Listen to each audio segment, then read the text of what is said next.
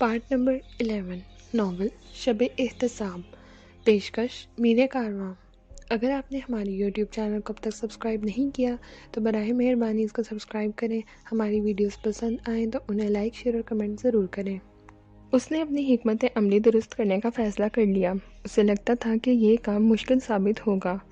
جس طرف سے کسی نے سمجھوتا کر لیا ہو اسے جگانا آسان نہیں ہوتا، لیکن وقت آنے پر اسے معلوم ہوا کہ عثمان نے سمجھوتا نہیں کیا بلکہ وہ غیر معمولی ضبط کا مظاہرہ کر رہا تھا، جبکہ ضبط ترغیب کے خلاف بہت کمزور ثابت ہوتا ہے، اور ضبط بھی وہ جو فطرت پر کیا جا رہا ہو۔ اس کے ہاتھوں کے پہلے ہی لمس نے عثمان کو پگھلا دیا۔ وہ اس پر یوں برسی جیسے برسوں کے تپتے پیاسے صحرا پر موسلا دھار بارش، مگر صحرا کی پیاس کہاں بجھتی ہے؟ وہ تو اور بھڑک جاتی ہے۔ صحرا تو سیلاب پی جائے پھر بھی خشک ہی رہتا ہے۔ ہاں، وہ شکر گزار ضرور ہوتا ہے۔ وہ صحرا کو طوفانی بارش پلا کر اسے عادی بنا رہی تھی۔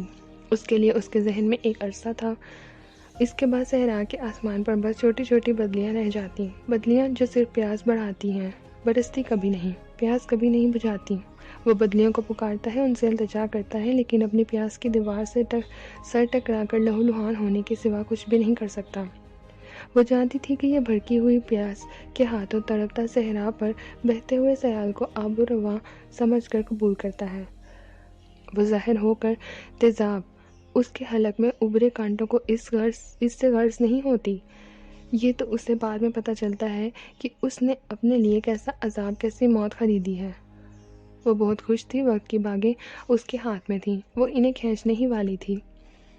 میاں بیوی کا رشتہ دنیا کا سب سے سچا، سب سے پکا اور سب سے قریبی رشتہ ہوتا ہے۔ مسز شمیم کی تقریر جاری تھی۔ آدمی چند لمحوں میں کتنا کچھ سوچ سکتا ہے، پوری زندگی بھی دہرا لیتا ہے۔ عثمان حفیظ نے حیرت سے سوچا، لیکن اب وہ کیا کرے؟ اس کی سوچ اور یادیں زندگی کے جس مقام تک پہنچ گئی تھی وہ ناگفتہ بات تھا، اسی لیے سوچوں کا، یادوں کا تسلسل ٹوٹ گیا تھا، اور حال کے لمحے سے مسز شمیم کی آواز اس کی سماعت میں درائی تھی۔ اس نے سوچا، دنیا میں کون ایسا ہوگا جو پوری سچائی کے ساتھ اپنی پوری زندگی دہرا سکے؟ اتنا ظرف انسان میں کہاں ہوتا ہے، اور اتنی صاف زندگی بھی کون گزارتا ہے؟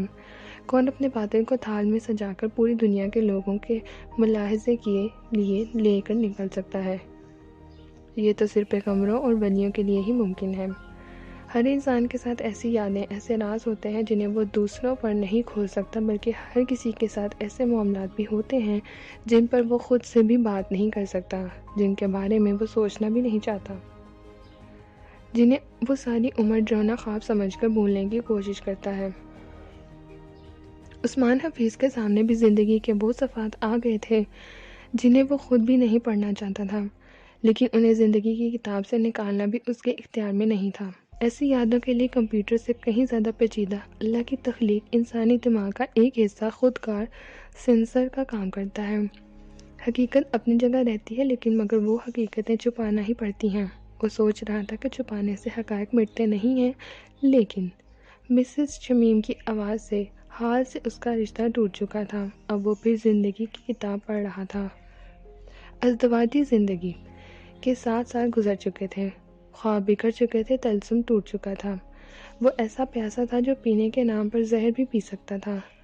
محرومیوں، نا آسودگیوں اور روح کے ناسوروں سے گھبرا کر اس نے جسم و جان کے لیے نئے مشغلے ڈھونڈ لیے تھے۔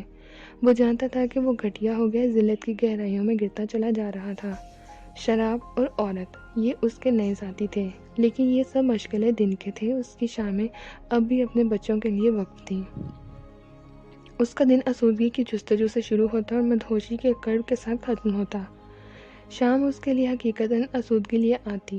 بچوں کے ساتھ وہ بہت خوش رہتا، لیکن رات اس کے لیے کانٹوں کی سیج بن جاتی۔ رات اپنے ساتھ ایسے عذاب لاتی کہ اسے رات سے خوف آنے لگتا تھا۔ پھر یوں ہوا کہ اس نے رات کو گھر میں بھی پینے کا معمول بنا لیا۔ وہ خوب عیاشی کر رہا تھا، وہ اس کا متحمل ہو سکتا تھا۔ دفتر سے اس کا تعلق برائے نام رہ گیا تھا۔ ابو کے وفادار ملازم اعتبار کے لوگ تھے۔ کاروبار اس کی بے پرواہی کے باوجود نہ صرف چل رہا تھا بلکہ پھل پھول بھی رہا تھا۔ وہ تو اب سے ضروری کاغذات اور چیکس پر دستخط کرتا تھا۔ اپنی عیاشی کے لیے اس نے شہر کے پرسکون علاقے میں ایک فلیٹ کرائے پر لے لیا۔ وہ ایسا علاقہ تھا جہاں کسی کو کسی پر نظر رکھنے کی فرصت ہی نہیں تھی۔ وہاں پڑوسی کو پڑوسی کا نہیں ہوتا تھا۔ وہ صبح دفتر کے ضروری کام نپٹاتا اور اس فلیٹ کا رخ کرتا جہاں وہ اس کے لیے شراب بھی ہوتی اور ہر روز ایک نئی عورت بھی۔ شہر میں کال گرلز کی کمی تو نہیں تھی۔ کچھ بھی صحیح، ایک خیال نشے میں بھی اس کے دماغ میں ڈنگ کاٹتا رہتا تھا۔ وہ سوچتا، یہ میں ہوں، عثمان حفیظ، میں، اور ایسا یہ سب شہناز کی مہربانی ہے۔ میں نے تو اس سے محبت کی تھی۔ یہ اس نے مجھے کہاں سے کہاں پہنچا دیا۔ کیسی محرومیاں دیں اس نے مجھے، کیسے زخم دیے، کیسے داغا میری روح کو۔ میں کتنا گر گیا ہوں۔ کیا محبت اتنی بری چیز ہے؟ کیا کمی تھی میری محبت میں؟ کیوں اس طرح ذلیل کیا اس نے مجھے؟ وہ یہ سب کچھ سوچتا اور ہر لمحے شہناز سے اس کی نفرت میں اضافہ ہوتا جاتا۔ وہ ایسی نفرت نہیں تھی کہ محبت کی صورت مسخ ہوئی ہو اور اس نے نفرت کا چہرہ اوڑھ لیا ہو۔ وہ کچلی ہوئی محبت نہیں تھی، وہ اصلی اور خالص نفرت تھی۔ محبت کی عمارت جل کر راکھ ہوئی تھی اور اس کی جگہ نفرت تعمیر ہوئی تھی۔ کتنا ہی چھپایا جائے، جہاں آگ لگی ہو وہاں سے دھواں اٹھتا ہی ہے۔ ایک دن شہناز نے اس سے پوچھ ہی لیا، سنا ہے اب آپ پینے لگے ہیں؟ درست سنا تم نے۔ کب سے؟ مدتیں ہو گئی اب تو۔ میں تو گھر میں بھی پیتا ہوں۔ شہناز کے چہرے پر زلزلے کا سا تاثر ابھرا، اور مجھے معلوم بھی نہیں۔ تمہیں مجھ سے غرض ہی کیا ہے؟ جو معلوم ہو تمہیں مجھ میں دلچسپی ہی کب ہے؟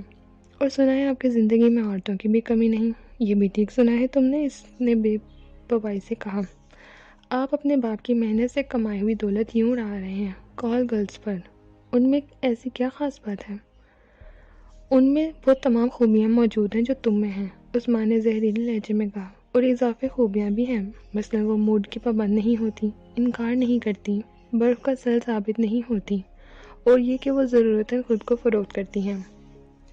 اب آپ مجھے الزام دیں گے؟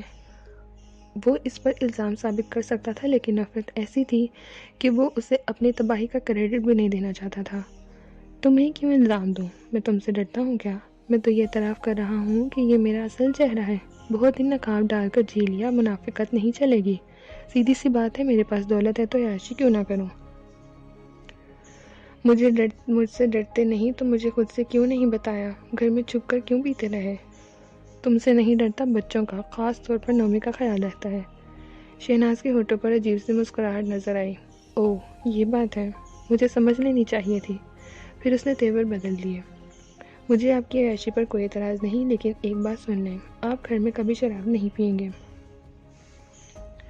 یہ وہ وقت تھا جہاں عثمان کو وہ مضبوطی دکھانی تھی جو اس کے اندر نہیں تھی۔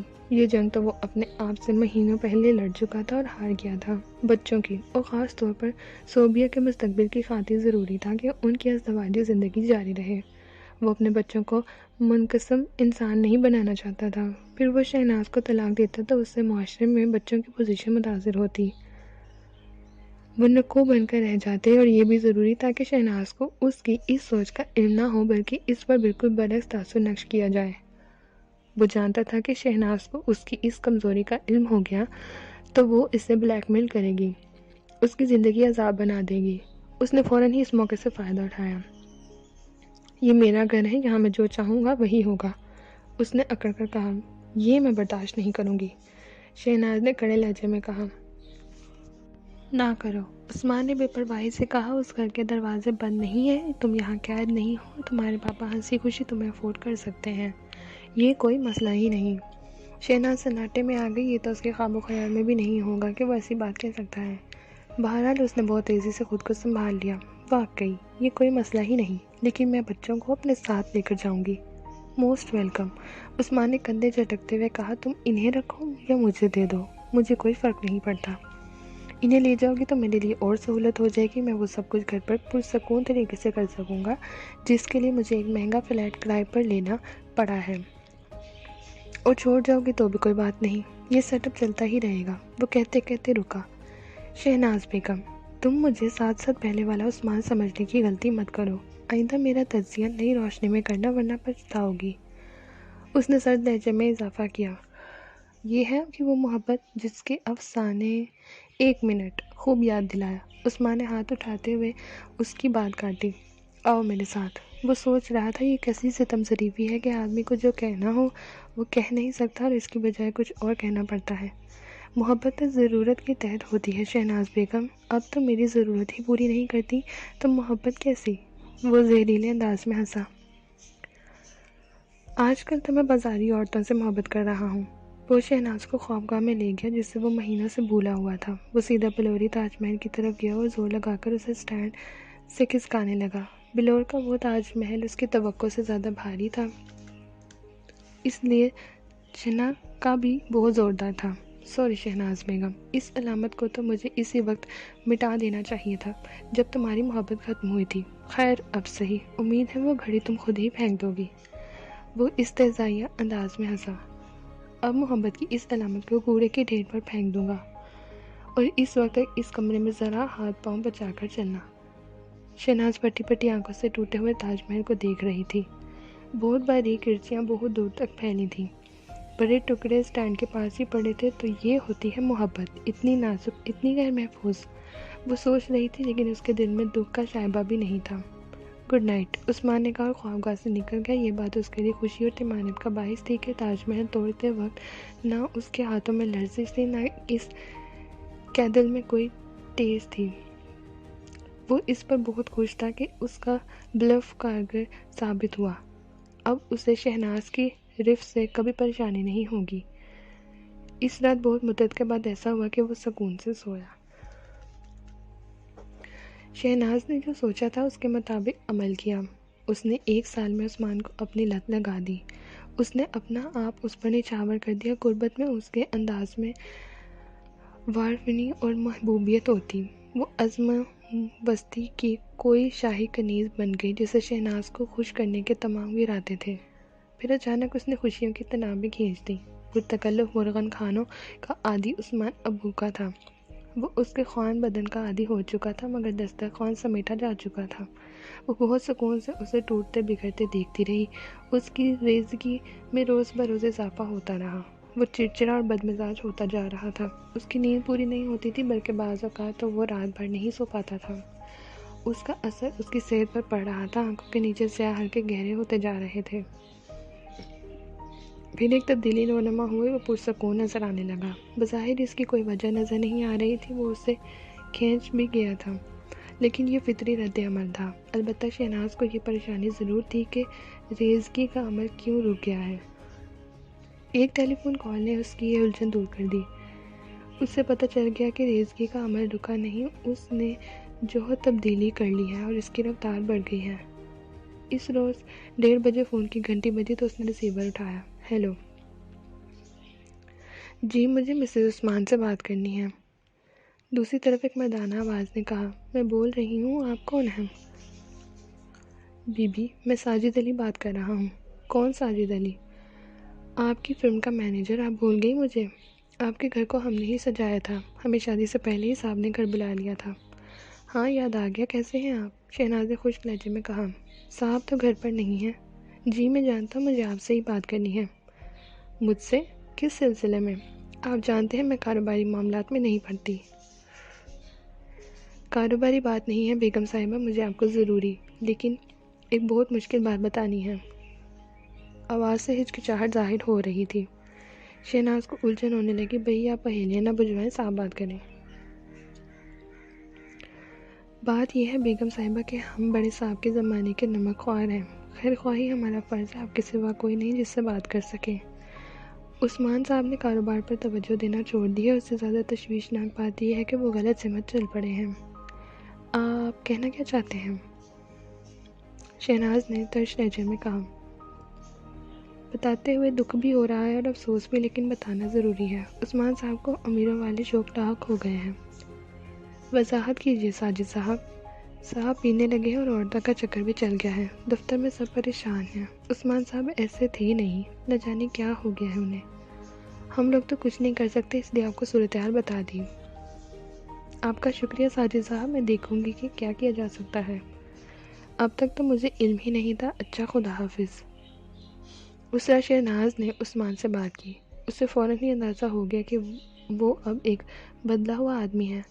اس رات عثمان نے وہ تاج محل توڑ ڈالا جس سے اس نے سہاگ رات کو اس کے لیے اپنی محبت کی علامت قرار دیا تھا۔ وہ شہناز کے لیے بہت بڑا دھچکا تھا، اس لیے نہیں کہ اسے اس تاج محل یا عثمان کی محبت سے کوئی دلچسپی تھی، ملال اس بات کا تھا کہ وہ اس سے ٹرانس سے پوری طرح نکل چکا تھا، بلکہ اب وہ اس سے نفرت کرتا تھا۔ باہر کیپ اب وہ اس کے قابو میں بالکل نہیں رہا تھا۔ پارٹ نمبر 11 اختتام پذیر ہوتا ہے۔ ناول شب احتساب کا بقیہ حصہ پارٹ 12 پہ سماعت فرمائیے۔